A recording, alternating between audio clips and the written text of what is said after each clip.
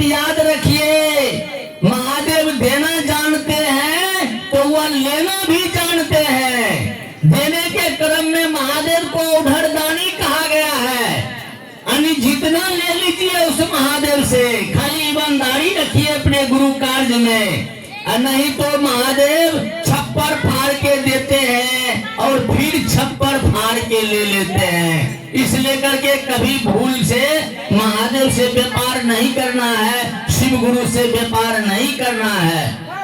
शिव शिष्य के पहचान के बारे में आप लोग जानते हैं दीदी, किसको कहा गया है शिव शिष्य? कैसे आप गुरु की कार्य करते हैं इसके बारे में नहीं समझ रहे हैं, नहीं पूछ रहे हैं। शिव शिष्य के 5 परिणाम। सबसे पहला परिणाम, लोग कहे पागल।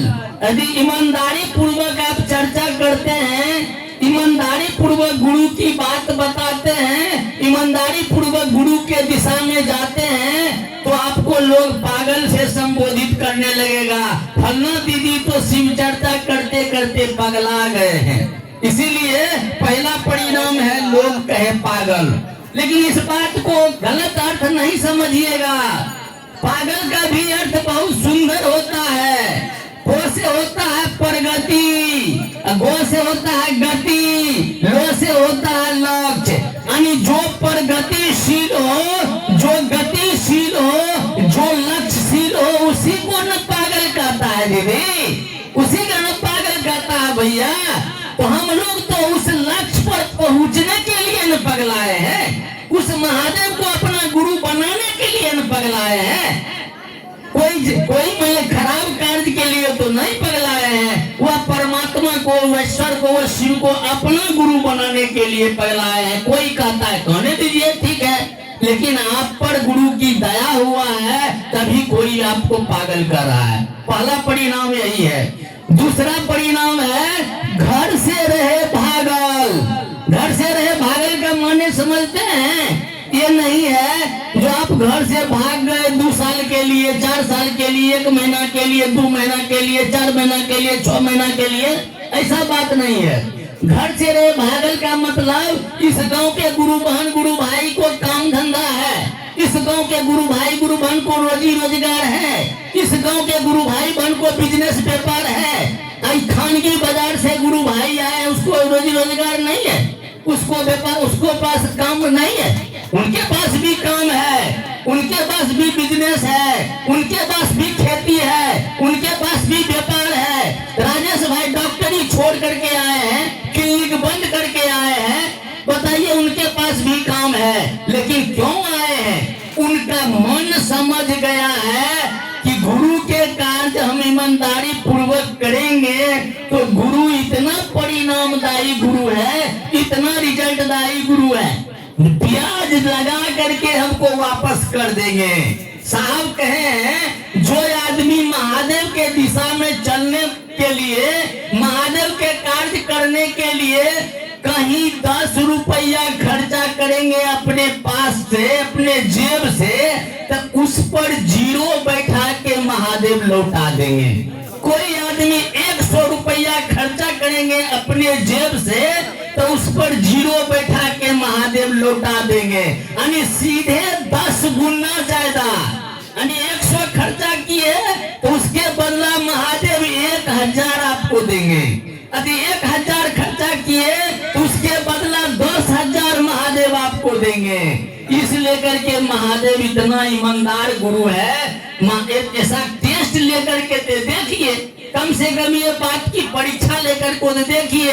सुरेंद्र भाई आए थे चर्चा करने के लिए हमारे गांव, इस तरह की बात बोले हैं, चलिए आज हम परीक्षा लेते हैं, महादेव के कार्य में 10-20 रुपया खर्चा करके देखते हैं महादेव लौटाते हैं कि नहीं, महादेव देते हैं कि नहीं। ऐसा करके तो जांचिए, टेस्ट लेकर के जांचिए। किसी न किसी रूप में ऐसा बड़ा से बड़ा काम महादेव कर देगा जो काम के लिए आप कभी नहीं सोचे थे इतना बड़ा काम होगा। इतना काम हमसे होगा, यदि हुआ है तो इसमें शिव गुरु की दया है, इसमें महादेव की दया है, जो महादेव के दया से इतना बड़ा कार्य आज हो गया है। तब हम महसूस करिएगा। तब पता चलेगा। तो यही है दूसरा परिणाम, समझ गए? जेब से घर से रहे भागल, समझ गए? तीसरा परिणाम रहे अपने जेब से लागल। चौथा परिणाम रात के रहे जागल। रात के रहे जागल माने समझते हैं? रात के रहे जागल क्यों जागल रहते हैं? रात के जागल के माने यही है, आप जो महादेव महादेव दिन में करेंगे, आप जो शिव गुरु दिन में करेंगे, खाना खा के जब सोने के लिए बिछावन पर जाएंगे न, तो नींद में भी आप महादेव के चर्चा में रहेंगे। नींद में भी आप कोई गुरु भाई से बात करेंगे, नींद में भी आप कोई गुरु बहन से बात करेंगे, नींद में भी अमुक जगह चर्चा में जा रहे हैं ऐसा देखेंगे। यही लिए कहा है रात के रहे जागल। ना पांचवा परिणाम जानते हैं क्या है? सबसे बहुमूल्य परिणाम है, चर्चा करके जब आइएगा तो घर के फटकार लागल। कोई गुरु बहन चर्चा करते हैं तो उनका पति फटकारेगा, उनका ससुर फटकारेगा, उनका सास फटकारेगा, उनका मैंने बेटा फटकारेगा, उनका बेटी फटकारेगा।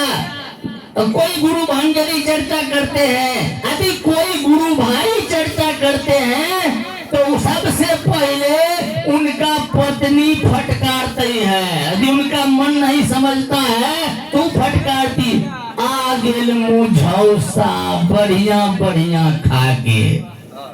अभी बेटा बेटी के लिए कोई फिक्र नहीं थे, घर परिवार के लिए कोई फिक्र नहीं थे, लेकिन अपना तो बढ़िया मिलले हुई, अपना तो बढ़िया खैले हुई, ना आ गेल मुझौसा।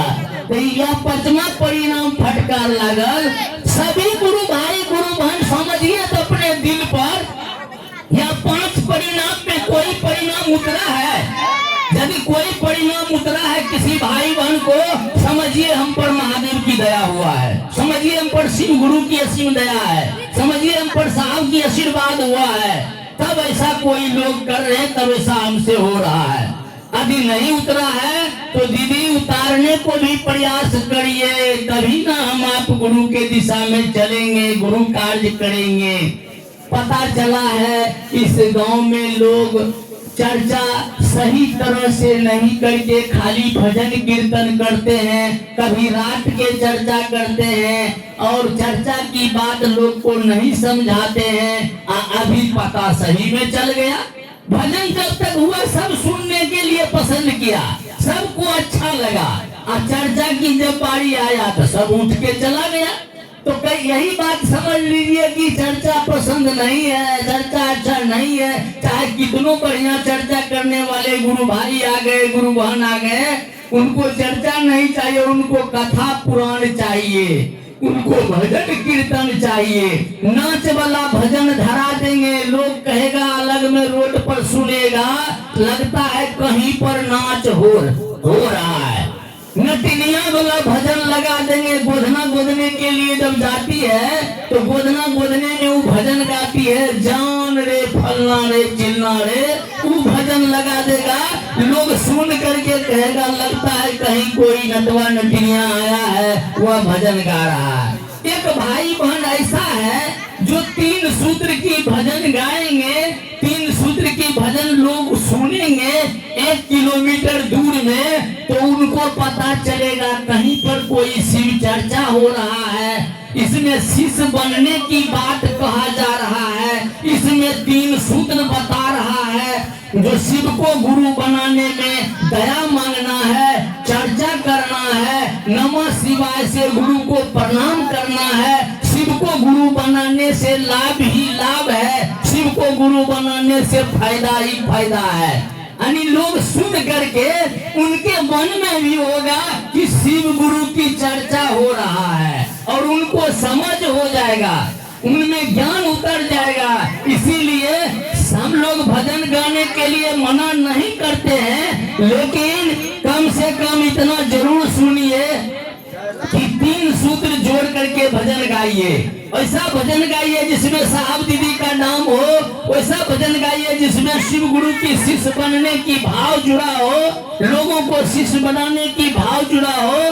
ऐसा भजन गाइए, कोई आपत्ति नहीं है। चर्चा वैसा करिए जो लोगों को सुन करके भी शिष्य बन जाए, शिष्या बन जाए, वैसा भाव लेकर के चर्चा करिए। आपका भी चर्चा सभी भाई बहन सुनेंगे, समझेंगे। समय तो आज नहीं है बेसी, हम भी अपना घड़ी में देखते हैं, मोबाइल में देखते हैं, 3:50 हो गया है। 70 किलोमीटर दूर से लोग आया है, गुरु भाई गुरु बहन। जब इस गांव के गुरु बहन उठ करके चल गया कि सुनना नहीं चाहते हैं, तो और जगह के भी गुरु भाई बहन को भी जाना जरूरी है। इसलिए करके मैं सभी भाई बहन से कहना चाहता हूँ कि सभी भाई बहन 3 सूत्र ईमानदारी पूर्वक करिए। पहला सूत्र में दया मांग लीजिए। सुबह से लेकर रात्रि तक मन ही मन, आपका मन, मेरा मन, सभी भाई बहन का मन कहे कि हे शिव, आप मेरे गुरु हैं, मैं आपके शिष्य हूँ, मुझ पर दया कर दीजिए। गुरु बहन लोग कहे कि हे शिव, आप मेरे गुरु हैं, मैं आपकी शिष्या हूँ, मुझ पर दया कर दीजिए। जो भाई बहन हिंदी नहीं बोलते हैं, भोजपुरी में भी कहे कि हे शिव, राउर के हमारे गुरु बानी, हम राउर के शिष्या बानी, हमरा पर दया करी। भोजपुरी में भी कहिए, इतना नहीं कहेंगे तो इतना कहिए, हे शिव गुरु हम पर दया करी। मने मन कहिए, देखिए परिणाम कैसा आता है, देखिए रिजल्ट कैसा आता है। यही है पहला सूत्र। दूसरा सूत्र है अपने गुरु की चर्चा घर में भी कर सकते हैं, खेत में भी कर सकते हैं, खलिहान में भी कर सकते हैं, बिजनेस व्यापार में भी कर सकते हैं, नैहर ससुराल में कर सकते हैं, आसपास के रोज पड़ोस के लोगों से कर सकते हैं, कुटुंब कबीला से कर सकते हैं, मोबाइल पर चर्चा कर सकते हैं। नए लोग को बताइए, दीदी आप लोग शिव को गुरु बनाए हैं, भैया आप लोग शिव के शिष्य बने हैं, शिष्या बने हैं। जैसे बताएंगे वैसे वो कहेंगे कि हाँ बनाए हैं, चाहे नहीं बनाए हैं। जो आदमी कहेंगे नहीं बनाए हैं, उनसे उनको बताइए और समझाइए, और ताकि वो शिष्य बन जाए। यही हो गया चर्चा। जिस दिन किसी आदमी से चर्चा नहीं किए, अपने घर परिवार में जो लोग हैं उन्हीं को बताइए, 5-10 मिनट, आधा घंटा, चर्चा हो गया चर्चा। तीसरा, नमः शिवाय से 1 माला गुरु को प्रणाम कर लीजिए। यदि माला है तो माला पर, नहीं माला है तो कर माला पर। और इसके अलावा जो 24 घंटा हम लोग को समय बीतते जा रहा है, तो साहब कहें कि वह जपा जाप यानी तोड़ करके श्वसन क्रिया पर भी प्रणाम कर सकते हैं। सांस ऊपर लिए तो नमः और नीचा छोड़े तो शिवाय। जब जब गुरु याद आते हैं तब इतना कर लीजिए। दिन में 2 बार, 4 बार, 5 बार, 10 बार हो जाए गुरु की नमन, या सांस पर, या साहब बताए तोड़ करके भी नमन कर लीजिए। देखिए गुरु की परिणाम कैसे आता है, गुरु का रिजल्ट कैसे आता है। मन के बारे में हम आप समझें, हमारा आपका मन क्या है, आज तक मन के बारे में नहीं समझे। मन एक वो दृश्य मशीन है, मन एक वो दृश्य मशीन है जो दिखाई नहीं देते हैं, और उस मन में भिन्न भिन्न प्रकार के विचार पैदा होता है। उसी मन में मन करता है चर्चा में जाए, मन करता है नहीं जाए, मन करता है किसी को शिष्य बनाएंगे, मन करता है नहीं बनाएंगे। मन में विचार पैदा होता है। मन ही किसी से दोस्ती करते हैं, मन ही किसी से दुश्मनी करते हैं। मन ही महादेव को शिष्य बनाते हैं, महादेव के शिष्य बनते हैं, मन ही महादेव को गुरु बनाते हैं, और मन ही उस महादेव के शिष्य नहीं बनते हैं, मन ही उस महादेव के पास नहीं जाते हैं। तो मन ऐसा चंचल है जो दिखाई नहीं देता है, बार बार हम लोग को नचाते रहता है। इसी मन के बारे में एक मुसलमान भाई शेर पढ़े हैं कि है कोई एक अंदर बैठा जो लखा नहीं देते हैं, और कभी ले जाते हैं दुख में तो कभी ले जाते हैं सुख में, और नाना नाच नचाते हैं। हमारा आपका मन ही हम आपको नचाते हैं, हमारा आपका मन ही हम आपको अच्छा जगह जाने से रोकते हैं। इसी लेकर के वही है मन। इसी मन को साहब कहे हैं। यदि एक बंदर को यदि आप लोग देखें तो उस बंदर की चाल को देखिए, 1 सेकंड भी स्थिर नहीं रहता है। बंदर इतना चंचल होता है, इतना चंचल होता है, कभी इधर करेगा, कभी उधर करेगा, कभी इधर करेगा। और उस बंदर को आप भर पेट दारू पिला दीजिए, 1000 हड्डा से बिरडी से उसको कटा दीजिए बंदर को, तब जो बंदर जैसा चाल चलेगा, जैसा आपके सामने में दिखाई देगा, उसी तरह हमारा आपका मन है। इस मन को कंट्रोल हम आप नहीं कर सकते हैं, लेकिन एक टेक्निक है मन को